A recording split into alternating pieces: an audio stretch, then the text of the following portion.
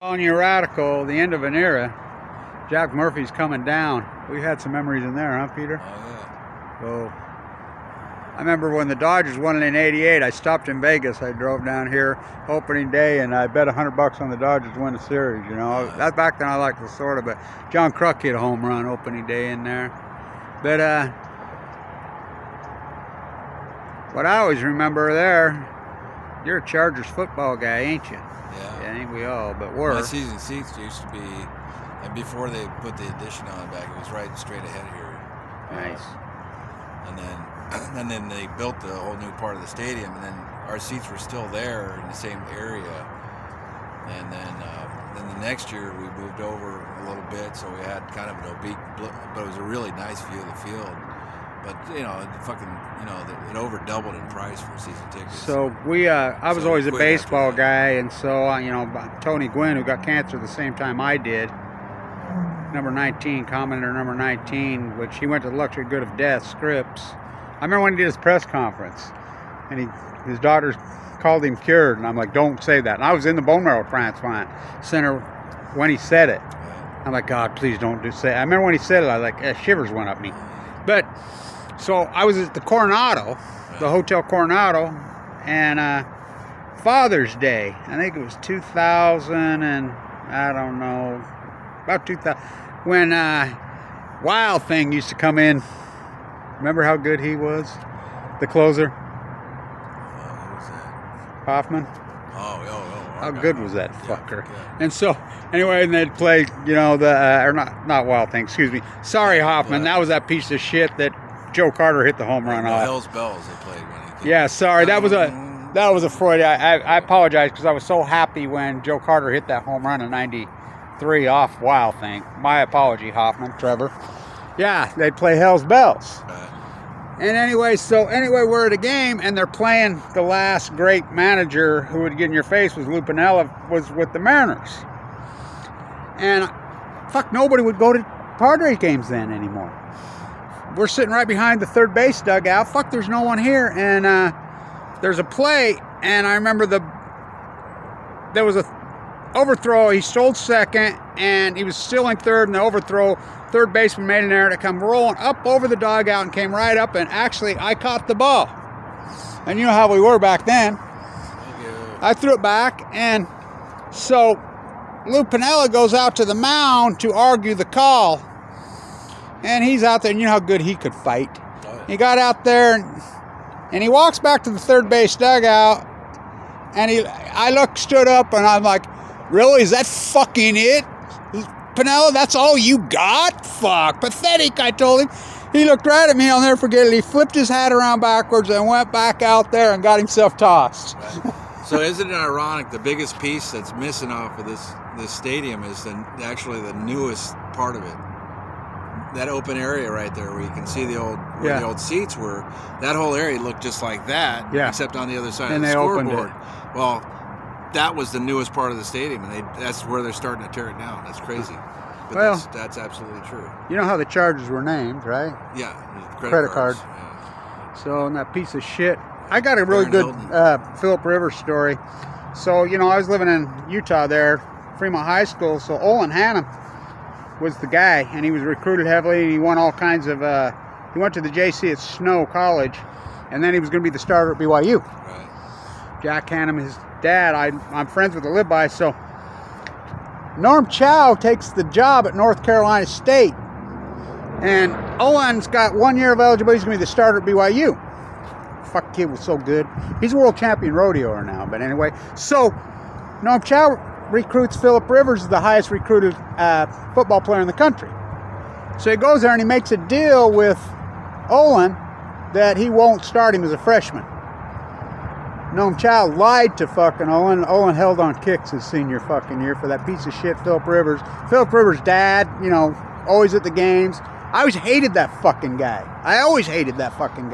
He never won anything. He's the most overrated player. I mean, he's having a good day today, by the way. I was watching the Colts, but he never won anything. He's kind of like, I remember I saw a big sign. I was in the state. Well, who took over for him after he left North Carolina State? It was Russell Wilson. Russell Wilson was Wisconsin. Well, no, he started in North Carolina. Yeah, he that's right. transferred to Wisconsin. That's right. For his senior year. Yeah, and I saw him play. That fucker, he's won stuff. Oh, he can play. He beat Nebraska. Came back and beat what a player, huh? Yeah, and so we saw a lot of great games in there. You know, I didn't go to a lot of Chargers. I went to back in the day when they were AFL. I was a big AFL guy. I still am. But I sure was a baseball nut. I sure went to a lot of baseball games in there. A lot of concerts. But fucking hate to see it go. I love that stadium. Yeah, back in the late, mid-70s. Here, hold on. I'll flip the can. Back in the late mid-70s, I'd go there, when I was 10, 11 years old, and me and my friend Jeff would go there, and we go for Charger games, and we come without tickets, and we just walk around until somebody gave us tickets. Yeah, back in the... You know what your baseball ticket... Back up a step or two so I can flip this can. Once in a while, we'd pay maybe $5 for the seats or something. Fuck, I would take the kids, when they were little. We'd go to the baseball game. Fuck, $2, $3, good seats, good right. seats, $5. Right. I mean, I got a Padres shirt that I still have. I think my grandma bought it for me in there for $2. Made in the USA. And God, look at it now. What does it cost to go to a fucking NFL game now? $150 a person at least. I remember, and that doesn't even count one beer. I remember when Winfield played here and Ozzy, and I saw Ozzie Smith there a lot. They used to pretty well let us in for free. Right. You know who I saw pitch here a lot? A number of times? Nolan Ryan. I saw him pitch here before, and fuck, man, that guy was amazing, man. Oh, fuck, them old Padres had some fucking players. He threw hard. I mean, he threw over 100, seemed like every pitch. Remember that Cubs Padres series and Eric Shaw killed himself, right? I was a big Andre Dawson guy. I loved that fucking Oh, yeah, he was good, man. But I remember that series, and then, of course, that Tigers series. Yeah. 84. Yeah. How good was that fucking team? But nobody was as good as Tony. I'll never forgive him. The same year in Chicago. That was the National League Championship here. Yeah. It was 84. Same year. And then, but in 94, I'll never forgive Major League Baseball. That's when I said, fuck you. Tony was going to hit. Yeah, he's at 393 or something. He was going to hit 400. And the Expos. I love them Expos. We were talking about Montreal there. Pedro Martinez was a rookie on that team, and they were just tearing it up. By the way, Gary Carter died of brain cancer, and then, of course, the great Tony Gwynn. Of course, there's only one guy from San Diego greater than him. He wasn't from San Diego. And no, it wasn't at Point Loma David Wells either.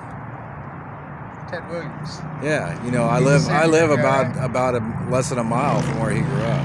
Nice. Yeah. Nice. He lived on Mississippi Street, North Park. That's right. So yeah, I hate to see it go. A lot of good memories there, but look what a baseball game costs now. They ruined the fucking sport. They've ruined all sports. They priced it out. It's so gross. Like I said, you go to the fucking game there with a $20 bill. Right. $10 bill. You'd buy a ticket and remember fucking. Get a beer for $2.50. Remember when beers this big? They raised them to $2.50, and we all took a fit. Right. Because they were $2.50. Because before they were $1.50 for 16 ounces. Right. They said at $2.50 or $2.50 for 16 ounces forever, and that's when it was. That's good when beer. they had. Well, they only had a fuking contract with Budweiser. They only sold Bud. But still, it was $2.50 for a big beer. Fuck. I mean, forever it was that way for. And then it went to $12 like that. Fuck, you can't. I mean, the product sucks anyway. No wonder the Padres. I mean, fuck that new stadium sucks. You can have it. I mean, you've been in it. It's nice. I like it. Yeah, but it's a big old fucking empty fucking drone with a fucking shitty team. Yeah, they get pretty good I don't know. crowds. They got the playoffs this year, but billionaire baseball players, really? Really? Right. Billionaire? They're billionaires. Right. I mean, it's sick. It's sick. You know, the average baseball player in 1975, and baseball was king. Right. Made less than 3 times the average working class American. Right. Now what do you think it is? Oh, Jesus. Fucking. Rookies with no skills make fucking 16 times what I make. I keep my grandson so good. I keep telling because he bats left and right. He says, "I'm going to be the first left-right pitcher." But he's got it in his head. But I think it's sick. You know, my uncle, he played football up at San Diego High School, and he could throw left or right. He's basically left-handed, but he could throw with his right too. Yeah. That's more valuable than a left-handed pitcher, switch hitter. Yeah. Of course, the best switch hitter I ever fucking saw was in the American League. But I did see him playing there. In fact, I saw him hit a home run from both sides of the plate in that stadium when he played for the Dodgers. The greatest switch hitter I ever saw, you know. That'd be Eddie Murray. Oh, yeah, sure. Yeah. You know, when he played for the Dodgers, when he tied, he either tied or broke Mickey Mantle's record in that stadium from hitting home runs in the same game from both sides. And by the way, he's the only guy who ever hit home run from both sides of the plate in back-to-back games. He's the only guy that's ever did that. He's the RBI leader. I think he's 3rd or 4th Grand Slam leader. So I did see him playing there. You know, in '78 when we had the All-Star game here, you know, I went. It's on my birthday, July 11th. Nice. It was on my birthday in 1978. My grandmother wrangled and got me some tickets. We got 4 tickets. Me and my brother and 2 of my friends went. But the day before, they had the media day down here. So we walk all over the stadium. It was totally cool. So we go over by the National League dugout, and we're hanging out there, and then out comes Howard Cosell and Pete Rose and his son, Pete Jr. God, how good Steve Garvey was down there. Dave Winfield was down there. We met all these really famous people. It was really cool. It was fun. I watched Pete Rose play in there. I remember when you go to those games back then, there was a lot of fucking in the 70s in San Diego. There was a bunch of hardcore Reds fans all over the fucking country. Oh, fuck yeah. But, you know, I hate to see it go, but it went a long time ago, baseball in this town. And football? Football's been always Chargers. been. Here's what I say to you: the Walmart fucking Chargers in LA. Fuck you. There's a trolley. It's still running through. Yeah. I hate to see it go. The trolley's not going nowhere. They're going to redo the. They're going to redo the platform up there, but apparently, I got a lot of great memories. It's going to be the San Diego State West. This is San Diego State West. That's what's happening, and the new stadium's going to be built just to the west of here, where the parking lot is, and then this is going to all be housing, and they're going to have classrooms and all kinds of shit here. So if we have any water. Right.